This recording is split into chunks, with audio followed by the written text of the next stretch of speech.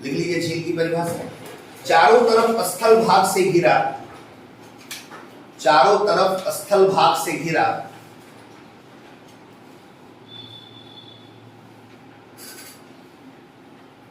शांत या स्थिर जल वाला भाग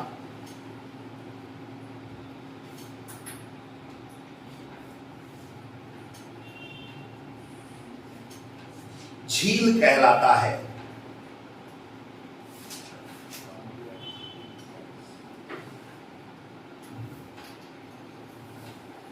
झील की विभिन्न अवस्थाएं हैं।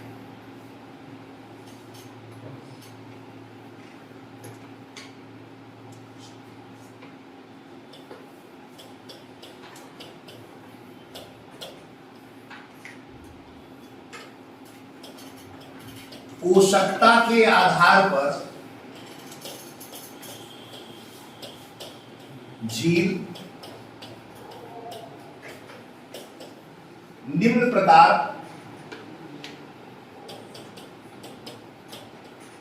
का पाया जाता है।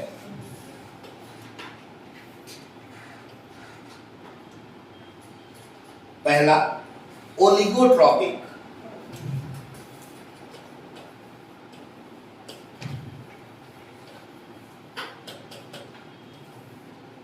पहला है ओलिगोट्रॉपिक।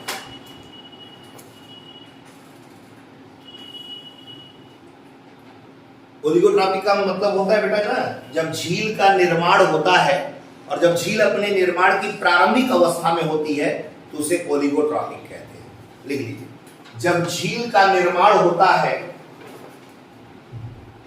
और वह अपनी प्रारंभिक अवस्था में होती है, जब झील का निर्माण होता है और वह अपनी प्रारंभिक अवस्था में होती है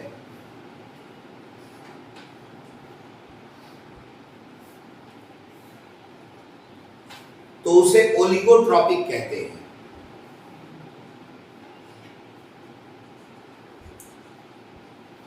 इस अवस्था में झील में विभिन्न पोषक तत्व, इस अवस्था में झील में विभिन्न पोषक तत्व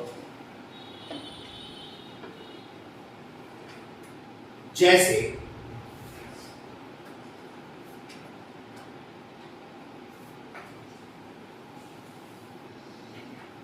PO4 NO3,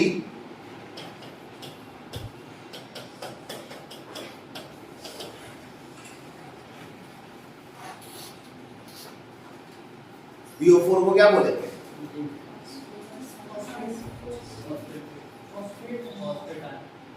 फॉस्फेटाइन। और NO3 को, ठीक है, PO4 माइनस और NO3 माइनस इत्यादि की कमी होती है,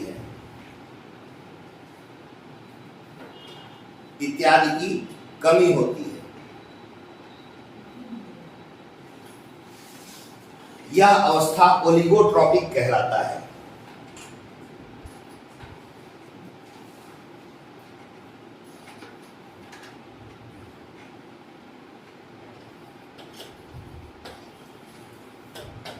दूसरा है मीसोट्रॉपिक।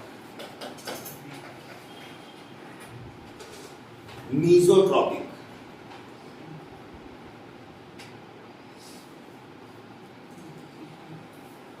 अब देखिए, मैंने आपको बताया ना बेटा कि झील का मतलब होता है कि एक ऐसा जलीय शांत स्थिर क्षेत्र जिसके चारों तरफ स्थल पाया जाता है, उसे झील कहेंगे।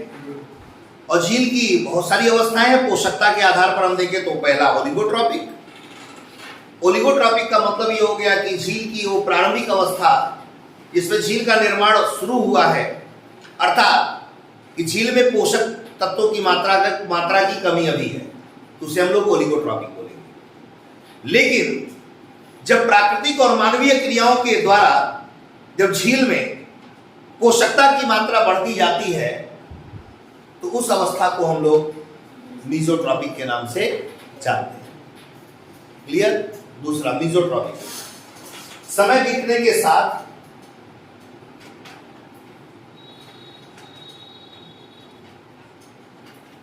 झील में प्राकृतिक एवं मानवीय कारणों से झील में प्राकृतिक एवं मानवीय कारणों से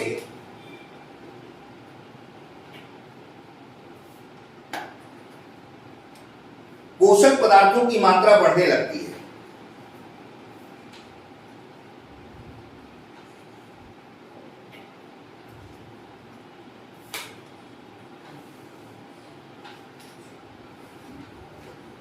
झील में पोषक पदार्थों की मात्रा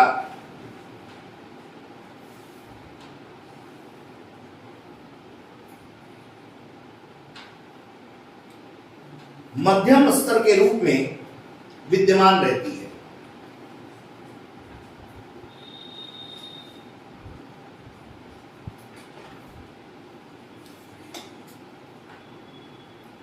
इसलिए इसे मीसोट्रॉपिक कहा जाता है।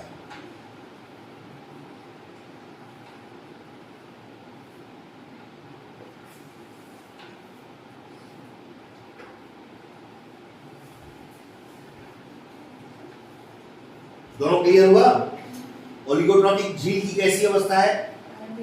प्रारंभिक अवस्था है, और वो ऐसी प्रारंभिक अवस्था है जिसमें पोषक तत्वों का अभाव है। मीसोट्रॉपिक कैसी है? मीसोट्रॉपिक ऐसी अवस्था है जिसमें प्राकृतिक कारणों से या मानवीय कारणों से पोषक तत्वों की मात्रा बढ़ जाती है, यानी पोषकता मध्यम स्तर पे पहुंच जाती है, इसलिए इसको क्या कहते हैं? मीसोट्रॉपिक। तीसरा जो है बेटा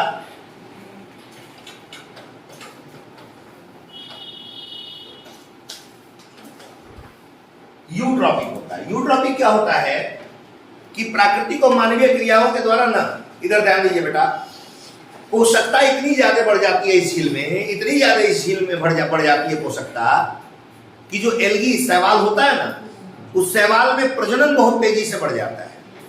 और शैवाल या डायटम्स, एक डायटम्स एक जीव है, शैवाल ही है एक प्रकार का। शैवाल और डायटम्स की मात्रा क्या होती है? उस झील में बहुत ज्यादा मात्रा में बढ़ जाता है, उसका लॉस भी है, याद रखिएगा। यूट्रोफिकेशन बोलते हैं संपोषण। जब पोषकता का स्तर इतना ज्यादा बढ़ जाए, जब पोषकता का स्तर इतना ज्यादा बढ़ जाए कि एल्गी या डायटम्स की मात्रा बहुत ज्यादा प्रजनन करके उनकी मात्रा बढ़ जाए, तो प्लांट पानी के ऊपर एक लेयर बन जाती है एल्गी की, जिसका परिणाम ये होता है कि सूर्य की रोशनी पड़ती है, क्षण के अंदर पानी के अंदर आते हैं उन जीवधारियों को सूर्य की रोशनी तो मिलती है, लेकिन परिणाम स्वरूप वो बाहर नहीं निकल पाते। प्रकाश का गुण होता है ना परावर्तन का, तो बाहर नहीं निकल पाते, जिससे उसके अंदर गर्माहट बढ़ती जाती है, और उससे क्या होता है? संपोषकता के कारण वहां अंदर रहने वाले जीवधारियों के अंदर सफोकेशन हो जाता है और वो मर जाते हैं। धीरे धीरे धीरे धीरे धीरे वो झील एक मैदान के रूप में बन जाता है। पोषकता बढ़ती जाएगी, पोषकता बढ़ती जाएगी, पोषकता बढ़ती जाएगी, तो मैदान बन जाएगा ना। तो यूट्रॉपिक का मतलब होता है कि पोषकता के स्तर का सबसे उच्चतम भाग। लिख लीजिए, जब झील में पोषक पदार्थों की मात्रा, जब झील में पोषक पदार्थों की मात्रा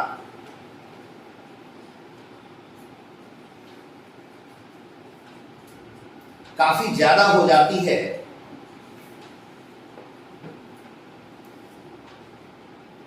तो झील में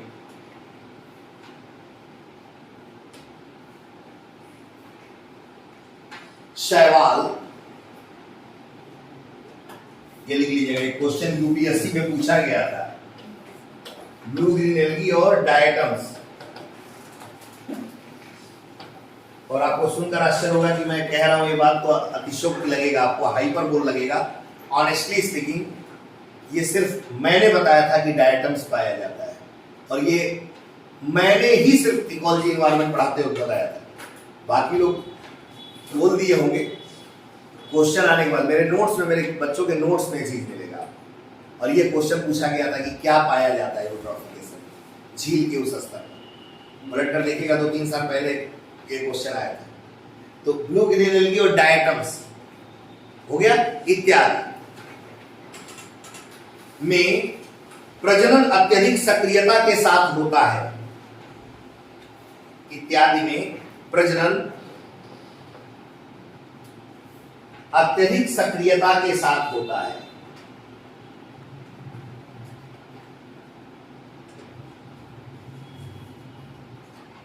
और यह अवस्था यूट्रोपिक कहलाती है।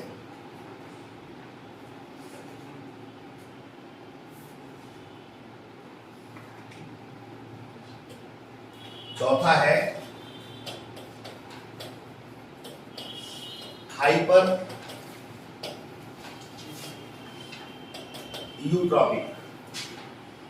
अब ये हाइपर यूट्रॉपिक खतरनाक स्टेज होता है बेटा, जो मैंने बताया था ना कि पोषकता का स्तर इतना ज्यादा बढ़ जाए कि उसमें रहने वाले जीवधारियों के लिए खतरा उत्पन्न हो जाए, तो हाइपर यूट्रॉपिक हो जाएगा। इसी को यूट्रॉफिकेशन कहते हैं, यानी पोषकता की मात्रा इतनी ज्यादा झील में हो जाएगी कि एल्गी वगैरह का एक लेयर बन जाता है, जिससे अंदर रहने वाले जीवधारियों के अंदर घुटन सी स्थिति आ जाती है, जिससे वो मरने लगते हैं। क्लियर?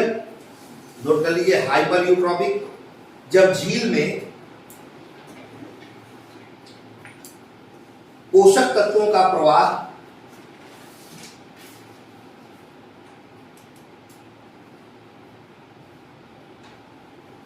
निरंतर होता रहता है,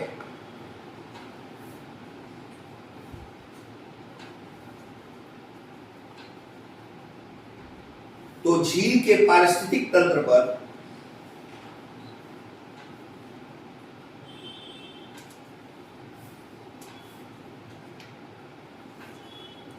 नकारात्मक प्रभाव पड़ता है।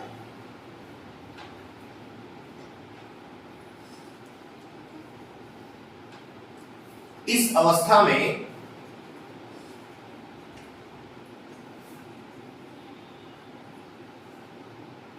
झील में पोषक पदार्थों की मात्रा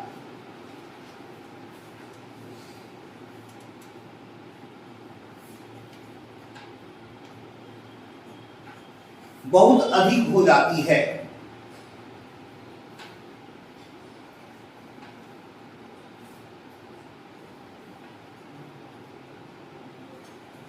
जिससे जल की मात्रा कम होती जाती है।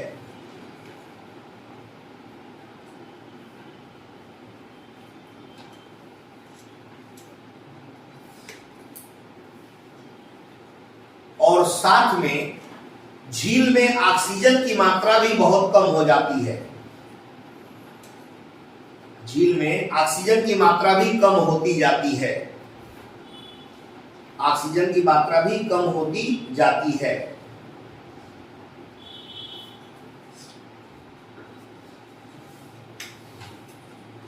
ऑक्सीजन की इस कमी को बता सकते हैं क्या कहते हैं?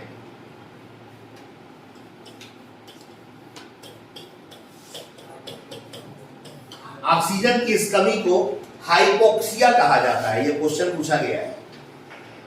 ऑक्सीजन की इस कमी को हाइपोक्सिया कहते हैं।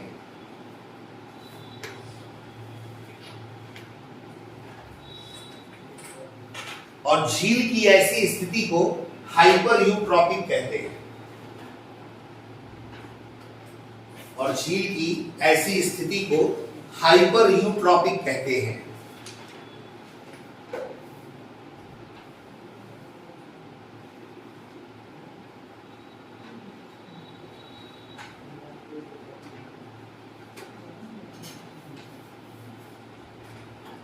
हाइपर यूट्रॉफिकेशन के पश्चात, पैराग्राफ चेंज करके, हाइपर यूट्रॉफिकेशन के पश्चात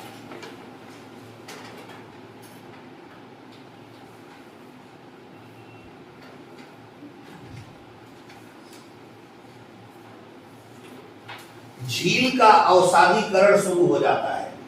सेडिमेंटेशन, झील का अवसादीकरण शुरू हो जाता है।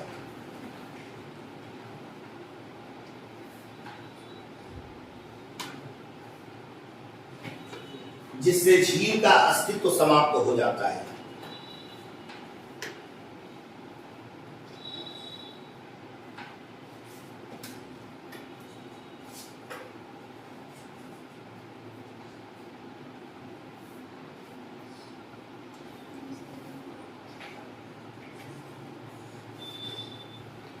और झील का अस्तित्व समाप्त हो जाता है। इसी को यूट्रॉफिकेशन कहते हैं। इसी को यूट्रॉफिकेशन कहते हैं। जैसे यहां थोड़ा ध्यान देंगे, मान लीजिए ये झील है।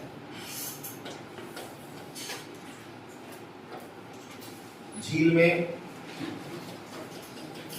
पानी पाया जाता है, झील में पानी होता है ना, और जाहिर सी बात है झील में अगर पानी है तो झील में आपको मैंने बताया है कि फाइटो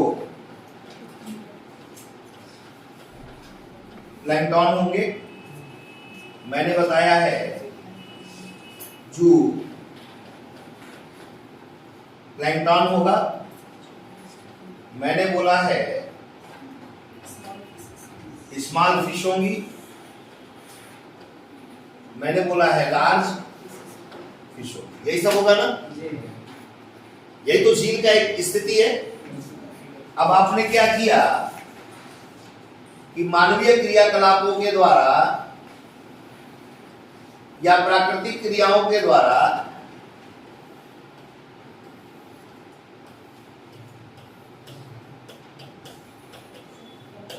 पोषकता इसमें बढ़ता गया। तो जब पोषकता बढ़ता गया तो इनमें पोषक तत्वों की मात्रा क्या हो गई, पोषक तत्व की मात्रा क्या हो गई, बढ़ गई। और जब बहुत ज्यादा पोषक तत्व की मात्रा जब आपने बढ़ा दिया तो आप देखिए ये पूरा का पूरा जो जल है, पोषक तत्वों की मात्रा जब बढ़ जाएगी तो जल की मात्रा क्या होगी, कम हो जाएगी। एल्गी, शैवाल जो डायटम्स वगैरह हैं ये बहुत तेजी से प्रजनन करने लगेंगे और आके इसके सरफेस पर ग्रो कर जाएंगे।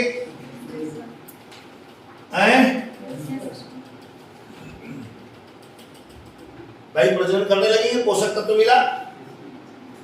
मैंने कहा कि एक झील था जिसमें ये पूरे जीव पाए जाते हैं और जीवधारी झील, सामान्य झील, जिससे मानव ने क्या किया, पोषक तत्वों की मात्रा को इसमें बहाने लगे, इसमें आने लगा।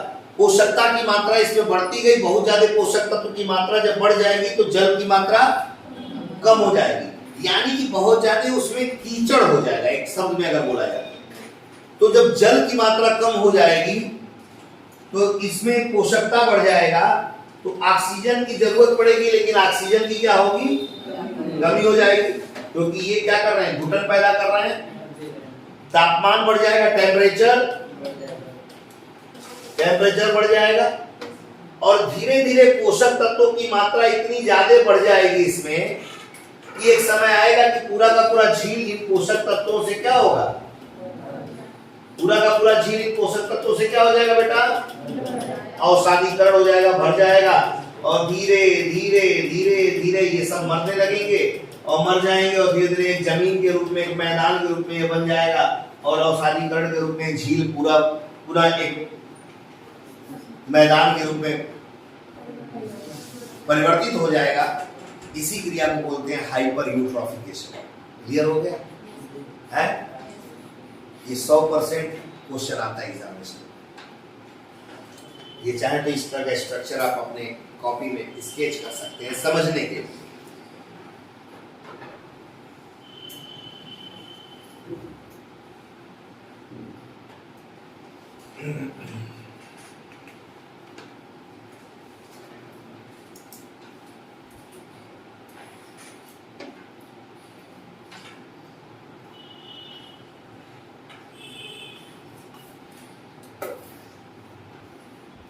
ये बच्ची क्यों चली गई, स्कूल कॉलेज वगैरह जाती है क्या? अच्छा अच्छा अच्छा। और कितने क्लास में आप लोग के स्टूडेंट हैं? सभी लोग आ रहे हैं कि कुछ लोग नहीं आ रहे हैं? तो जो लोग नहीं आ रहे हैं वो लोग क्यों नहीं आ रहे? त्योहार वगैरह मना रहे हैं?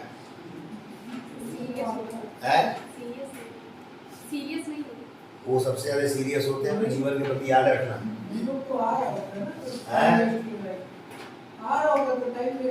नहीं नहीं नहीं, ये क्या आएगा, वो आ रहा हूँ नहीं, वो सबसे ज्यादा सीरियस इसलिए होते हैं कि वो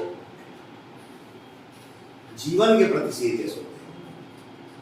कैरियर के प्रति तो अलग बात है, कैरियर पर तो आप लोग सीरियस हैं कि आईएएस बन जाएंगे, जीवन जो अभी तक बीता है उससे मल्टीप्लाई टू 10,000 टाइम्स बेटर बीतेगा। अरे नहीं भ्रष्टाचार करेंगे तो भी इतना सैलरी मिलता है कि ईमानदारी से हम सम्मानपूर्वक पूरी जिंदगी व्यतीत कर लेंगे, है ना। आप भ्रष्टाचार कर ही नहीं पाएंगे। जैसे यूपी में कोई भ्रष्टाचार वाला कोई अधिकारी दिखाई दे रहा है, योगी जी तुरंत उसका तबादला कर दे रहे हैं। कोई कर ही नहीं पा रहा है, परेशान हो गए। ऐसे थोड़े ना अधिकारी लोग गाली दे रहे हैं तो कोई फर्क पड़ता नहीं उससे। बहुत अच्छा, हम लोग बहुत गर्व से हम लोग कह सकते हैं आई एम फ्रॉम यूपी, और हम लोग गर्व से कहते हैं इस बात को। अगर पॉलिटिकली कोई राइवलरी नहीं है तो, अगर जातिगत राइवलरी या पॉलिटिकल राइवलरी नहीं है, होना भी नहीं चाहिए विद्यार्थी के जीवन में। One of the best chief minister of our country, one of the best, ऐसा अभी तक का कोई नहीं बना। और बड़ा शानदार, जहां हम लोग नाम लेते ना, पहले शर्म आती थी कि हम लोग यूपी से बताते नहीं बताते थे।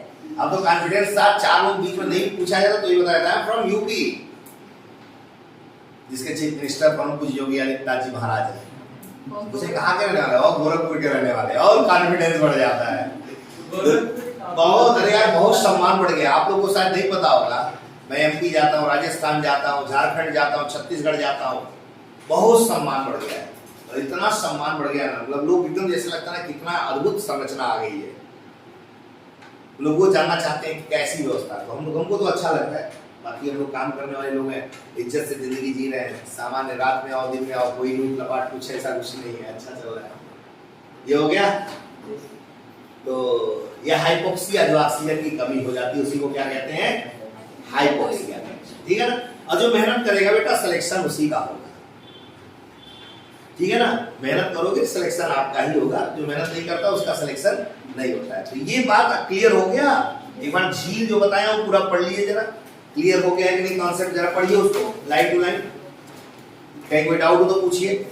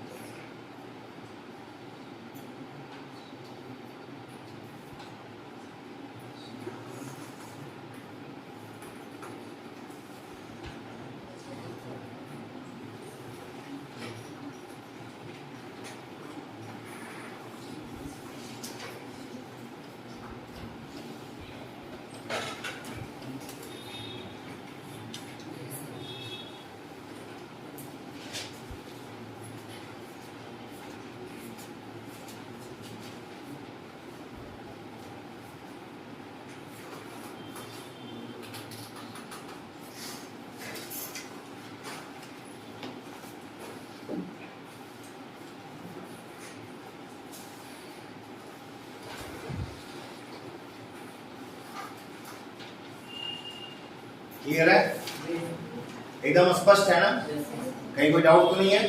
ठीक, आइए हम लोग थोड़ा महासागर के बारे में जानते हैं। महासागर में बायोडायवर्सिटी कहाँ तक होता है, कहाँ तक बायोडायवर्सिटी नहीं होता है, किस जोन को क्या कहते हैं, ये जानना बहुत जरूरी है। ठीक है ना, एक स्ट्रक्चर के माध्यम से बताने का प्रयास करूंगा।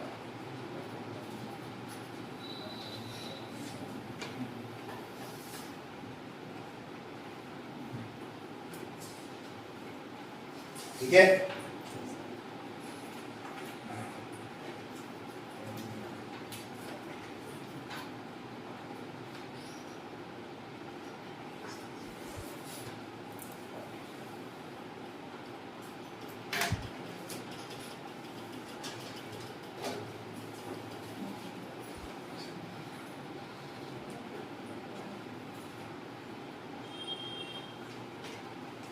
ये जो आ रहा है ना, ये क्षैतिज बोला जाता है। इंग्लिश में कहते हैं बेटा इसे न्यूरेटिक। मान लीजिए एक तरह से यहाँ तक ये जोन है और बाकी जो यहाँ से यहाँ तक का जोन है ना, ये ओपन सी बोला जाता है, ठीक है ना। ये जो थोड़ा सा कर्व लिए एरिया होता है ना, उसको न्यूरेटिक बोलते हैं। मैं स्ट्रक्चर में इसको दिखाने का प्रयास कर रहा हूँ, आप समझ जाइएगा। मतलब ये कर्व ले रहा ना, तो कर्व मान के चलिए यहाँ तक कर्व आता है, तो ऐसे ऐसे आएगा। तो जहां तक इसका स्ट्रक्चर ये बन रहा है ना, तो न्यूरेटिक बोला जाता है, क्षैतिज बोलते हैं। और ये जो पूरा का पूरा एरिया हो गया, ये क्या होता है, ओपन। हमारा बताने का मकसद क्या है, आप लोगों को लगता होगा कि जो समुद्र में पूरे नीचे तक जीवधारियों की व्यापकता पाई जाती है। नहीं, दो भागों में इसे बांटा गया है। एक होता है जहां तक सूर्य की रोशनी पहुंचती है, और एक होता है जहां सूर्य की रोशनी नहीं पहुंचती। तो जहां सूर्य की रोशनी पहुंचती है उसे बोला जाता है फोटिक जोन। क्या बोलते हैं, फोटिक जोन। और जहां सूर्य की रोशनी नहीं पहुंचती उसे बोलते हैं एफोटिक जोन। यानी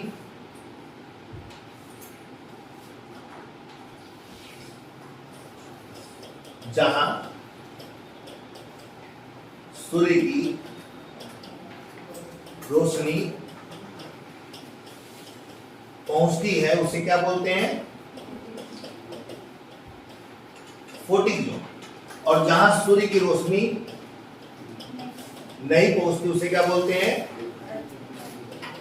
एफोटिक जोन। पहले चीज तो ये जान लीजिए, ये क्वेश्चन पूछा गया है कि जहां सूर्य की रोशनी पहुंचती है उसे हम क्या कहते हैं, फोटिक जोन। और जहां सूर्य की रोशनी नहीं पहुंचती उसे हम क्या कहते हैं, एफोटिक जोन। क्लियर हो गया। अब ये जो सूर्य की रोशनी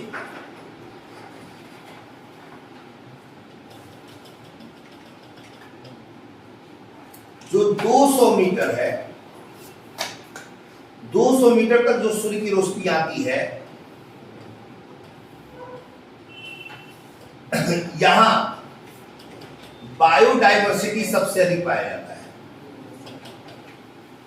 तो आपसे पूछा जाएगा कि बायोडायवर्सिटी महासागर में कितने रेंज तक सबसे अधिक होता है, क्या बोलेंगे, 200 मीटर। यानी कि समुद्र तल से 200 मीटर की गहराई तक सूर्य की रोशनी बहुत अच्छी तरीके से पड़ती है, जिसमें जीवधारी अपना जीवन यापन करके अपने आप को बढ़ा सकते हैं। तो 200 मीटर तक के जोन में बायोडायवर्सिटी यानी जैव विविधता सर्वाधिक पाया जाता है। ये बात क्लियर हो गया। अब उसके बाद 200 मीटर की गहराई के नीचे उतनी जैव विविधता नहीं पाई जाती, तो उनको अलग अलग क्षेत्रों में बांटा गया है। अब 200 मीटर की गहराई जब आ गई तो उसको महासागरीय ढलान कहते हैं। ये जो होता है महासागरीय ढलान, यहां से शुरू हो जाता है। अब यहां से महासागरीय ढलान ऐसे ऐसे शुरू हो जाएगा, बात समझ रहे हैं ना। 200 मीटर तक बायोडायवर्सिटी है, अब उसके बाद महासागरीय ढलान ऐसे ऐसे शुरू हो जाएगा। तो ये 200 मीटर के बाद से क्या शुरू हो गया, महासागरीय ढलान शुरू हो गया। और 200 मीटर के बाद जब 600 मीटर की गहराई पर आएंगे,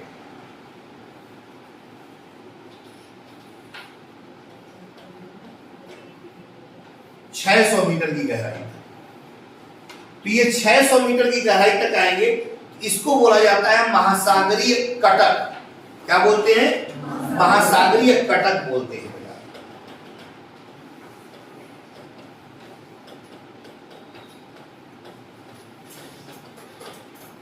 कटक 200 मीटर के बाद महासागरीय ढलान शुरू हो जाता है। 600 मीटर तक आएंगे तो 600 मीटर तक की स्थिति को क्या बोलते हैं, महासागरीय कटक कहा जाता है। और महासागरीय कटक के बाद पूरी गहराई बढ़ जाती है ना बेटा।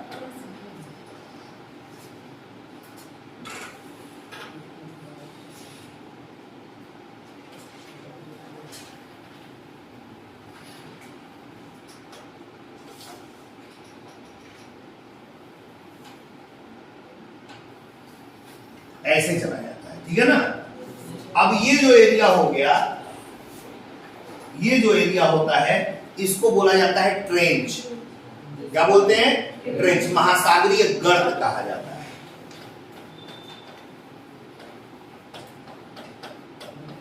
ये गर्त होता है। तो हमें यहां जो बताना था महासागर कितने भागों में बांटा गया, तो क्लियर हो गया ना। अब देखो हमें जो बताना था ये सब जो मैंने बताया कि जहां सूर्य की रोशनी पहुंचती है उसे क्या बोलते हैं, फोटिक जोन, और जहां सूर्य की रोशनी नहीं पहुंचती उसे एफोटिक जोन। यहाँ जहां सूर्य की रोशनी नहीं पहुंचेगी वहां बायोडायवर्सिटी कम होगा, यानी जीवों की संख्या क्या होगी, बहुत कम होगी। और जहां सूर्य की रोशनी पहुंचेगी वहां तो कितने मीटर की गहराई तक सूर्य की रोशनी। अब ये तो और ये जो मापन किया जाता है समुद्र तल से किया जाता है। प्रश्न ये है कि समुद्र तल क्या होता है, सी लेवल क्या होता है,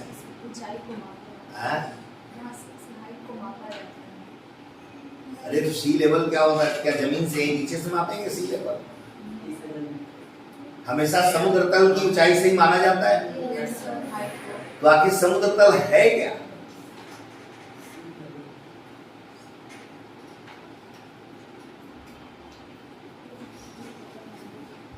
बहुत बार सुने होंगे ना समुद्र तल,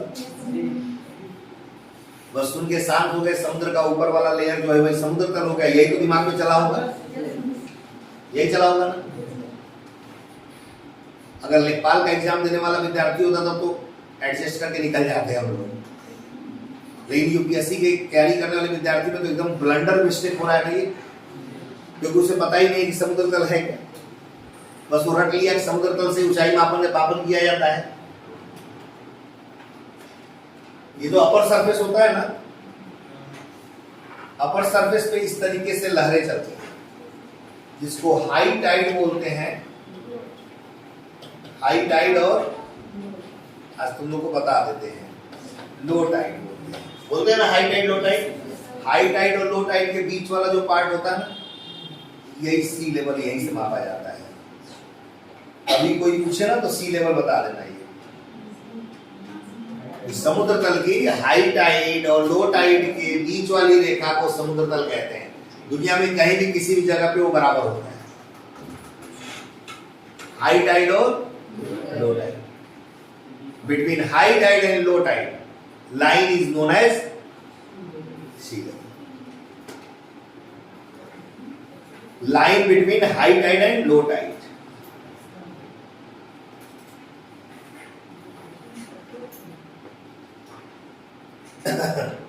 ये सब लिख लिया ना, ये तो हो गया होगा। इसके आगे आपको बोल देता हूं, लिख लीजिए। महासागर को दो भागों में बांटा गया है।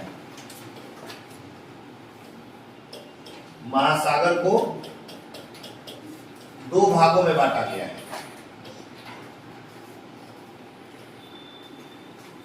पहला बेंथिक जोन है, दूसरा ओशन वाटर जोन है।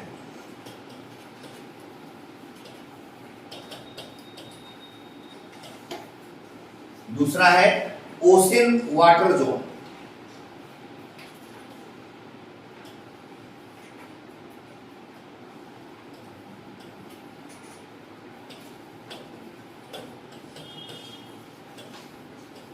पहला बेंथिक जोन, दूसरा ओशन वाटर जोन। महासागर को दो भागों में बांटा गया है, बेंथिक जोन और ocean water zone. Benthic zone जो होता है दो भागों में, बेंथिक जोन कई भागों में बटा हुआ है। पहले ऊपर वाले को बोला जाता है लिटोरल, क्या बोलते हैं, लिटोरल। उसके नीचे वाले को सब लिटोरल बोलते हैं। लिटोरल से सब लिटोरल की दूरी जो होती है 200 मीटर होती है, जहां बायोडायवर्सिटी सबसे अधिक पाया जाता है। उसके नीचे आर्कीबेंथल होता है।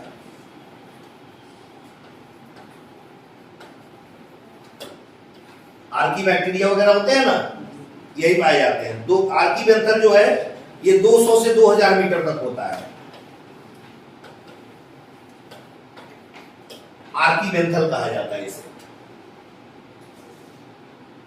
लिख लिया। तीसरा है एबिसल। एबिसल, एबिसल को हिंदी में बोलते हैं बेटा, जानते हो? एबिसल को बोला जाता है अथाह सागर। एबिसल जोन होता है अथाह सागर। ये 200 से 6000 मीटर होता है। 200 से 6000 मीटर, 6K।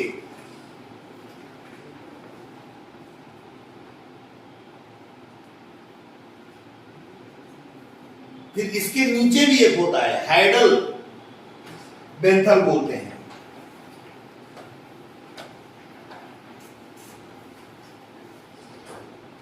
ये जो होता है 6000 से 7000 होता है गहराई से। तो बेंथिक जोन जो होता है ये इतने भागों में बटा होता है, लिटोरल, सब लिटोरल, जहां जीवधारी पाए जाते हैं। कुछ जीवधारी आर्कीबेंथल में पाए जाते हैं। फिर ये अथाह सागर में यहाँ बहुत नॉमिनल और ना के बराबर होते हैं। तो ये बेंथिक जोन इतने भागों में बटा होता है। कभी भी पूछा जाए महासागर के बारे में तो महासागर 2 भागों में बटा होता है, बेंथिक जोन और ओशन वाटर जोन। तो बेंथिक जोन जो होता है इसमें लिटोरल, सब लिटोरल, आर्कीबेंथल, एबिजल और हेडल बेंथल बोला जाता है। और इनकी गहराई भी मैंने बता दी और अभी आपको बताया था कि कहां बायोडायवर्सिटी पाया जाता है। ठीक है। दूसरा है ocean water zone. Ocean water zone जो होता है 2 भागों में बटा होता है। एक होता है बेटा क्षैतिज, जिसको नेरेटिक बोलते हैं हम लोग, क्षैतिज। और दूसरा होता है लंबवत।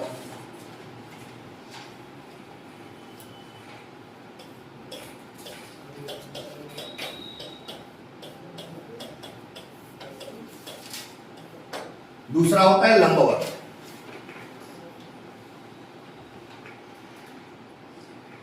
क्षैतिज 2 भागों में बटा है, नेरेटिक और ओपन वाटर।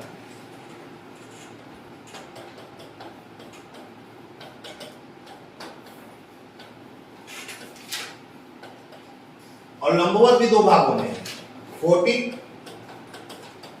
और अफोर्टिक।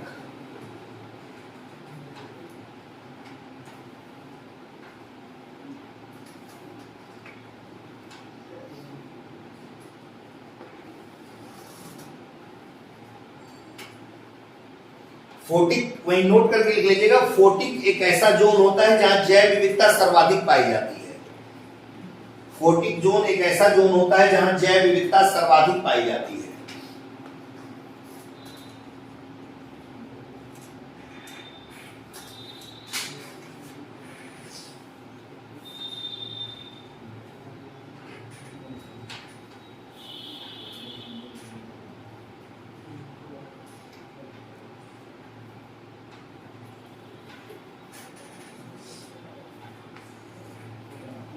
एफोटिक जोन को 3 भागों में बांटा गया है।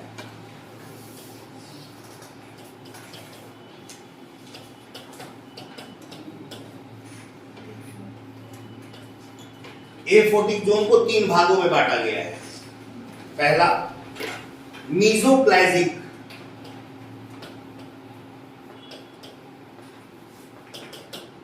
मीजोप्लाजिक की गहराई लिख लीजिए 200 से 1000 मीटर तक होता है।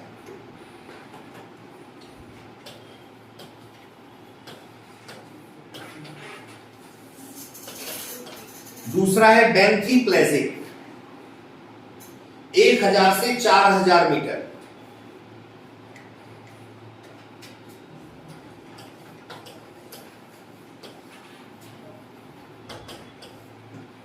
तीसरा है एबीप्लेजिक, 4000 से 6000।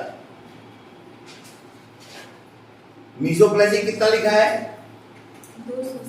200 से 1000 मीटर। और बेंथीप्लेजिक 1000 से 4000। और एबीप्लेजिक यानी एक ऐसा जोन है जहां सूर्य की रोशनी नहीं पहुंचती है।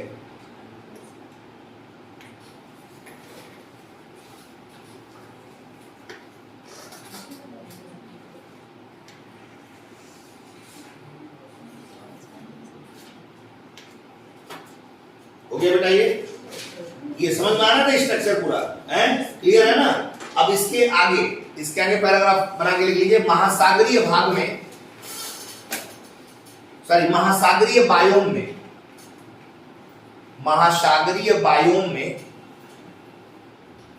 या महासागरीय बायोम के, ऐसे लिखिएगा, महासागरीय बायोम के प्रकाशिक भाग की महासागरीय बायोम के प्रकाशिक भाग की प्राथमिक उत्पादकता, अंडरलाइन कर लीजिएगा, सर्वाधिक होती है। ये क्वेश्चन पूछा गया है। प्राथमिक उत्पादकता सर्वाधिक होती है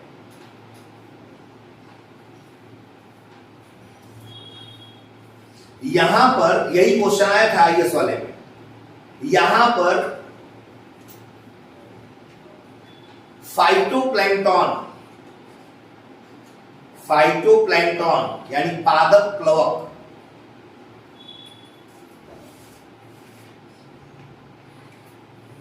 ब्रैकेट में ब्लू ग्रीन एल्गी और डायटम्स इत्यादि, ब्लू ग्रीन एल्गी और डायटम्स इत्यादि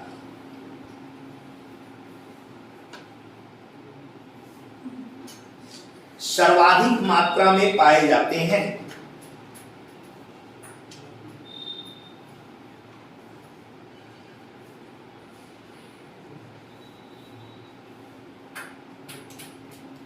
तथा यहीं से खाद्य श्रृंखला की शुरुआत होती है।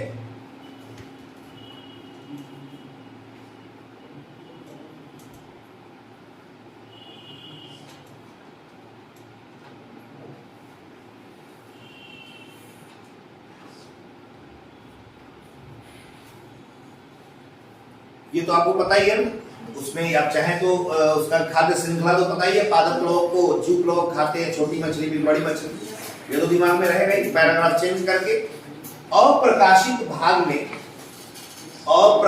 भाग में सीमित उत्पादकता होती है।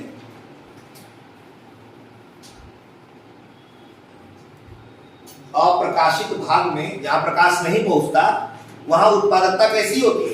लिमिटेड होती है, सीमित होती है बेटा, सीमित उत्पादकता होती है।